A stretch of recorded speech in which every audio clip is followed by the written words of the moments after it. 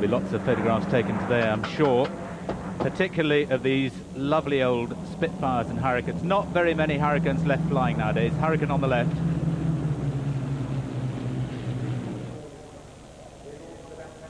And they're all gathering in the old aircraft. Very exciting day for the young kids particularly.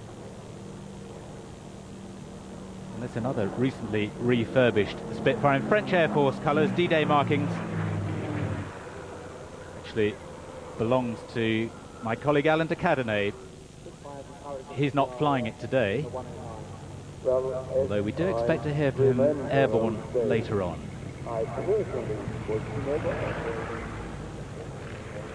Often the most difficult part for Spitfire pilots, actually putting it back down on the ground.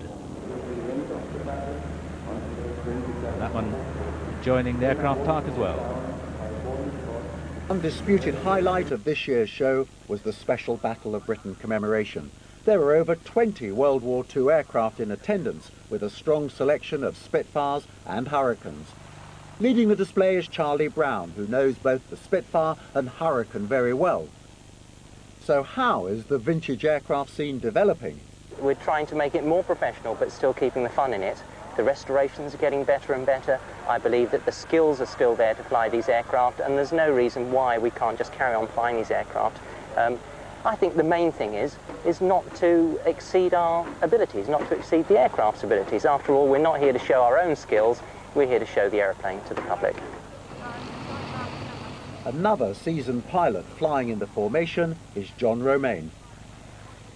John, I think you've flown in the tastiest of the Spitfires in its early war guise. Absolutely. This aircraft was restored with that in mind, so it's restored as a stock Spitfire, even to the point where the cannons in the wings and the machine guns are actually all in the aeroplane. And that's it's a big part of it. The cockpit's the same, it's very complete, just as they would have been. So in fact we could, armour up and go and do some mischief? We could, yeah. RAF Cottesmore is a currently active station and was home to the Royal International Air Tattoo for the first time this year. Altogether, over 150,000 people turned out to watch this tribute.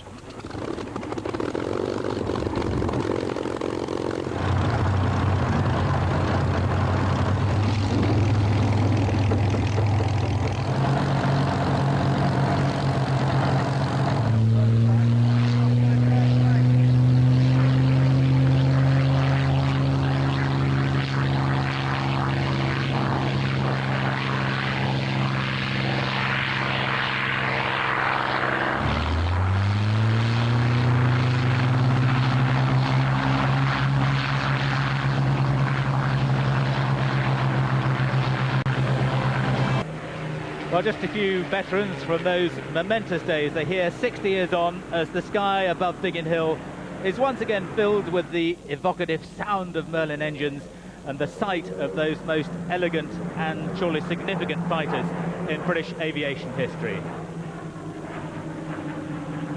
R.J. Mitchell's brilliant design developed through many guises throughout the war, from the Mark II to the Mark 19 and beyond, and they're all represented here thanks to the loving care and attention of dedicated enthusiasts. A fly past led by Flight Lieutenant Charlie Brown, who's the officer commanding the standards flight at the Joint Elementary Flying Training School at Barkston Heath near Cramble. There he is in the lead.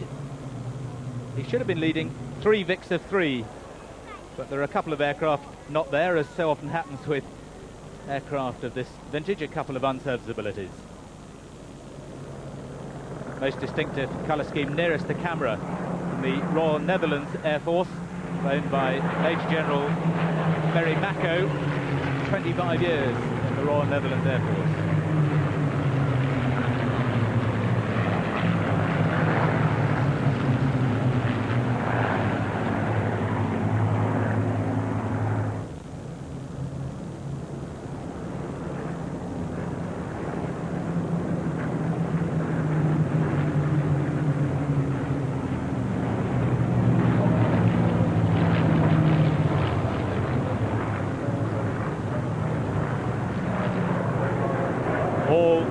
Tasty aperitif for the main course that will provide the climax of the show today.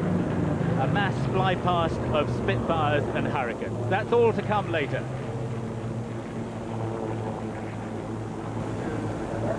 And here, a lone Spitfire from the Battle of Britain Memorial Flight, one of their 5, but this the most significant perhaps because it is the oldest airworthy Spitfire in the world and the only one that actually took part in the Battle of Britain.